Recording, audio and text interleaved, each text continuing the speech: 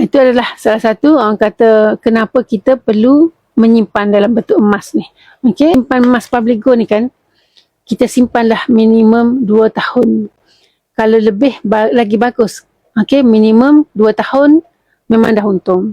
Okey, saya menyimpan emas ni daripada tahun 2022, tahun dan ke atas tu memang dah untung.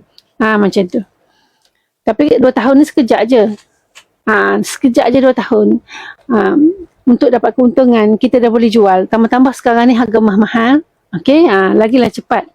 Okey, lagi cepat untung harga emas mahal ni sekarang ni. Tahun 2023 kan, bulan 2 2023, harga 1 dinar RM1,175. Hari ni 1 dinar RM2,000 lebih. Kita tengok harga 1 dinar hari ni berapa? Okey, harga 1 dinar hari ni, okey, RM2,171 untuk 1 dinar macam ni.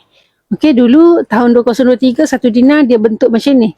Dia bentuk gini dan kad dia macam ni. Tapi sekarang 1 dinar dalam bentuk satu macam ni. Okey, dia duduk dekat kad macam ni. Ni. Beza jauh lah. Harga dia untung RM1,000.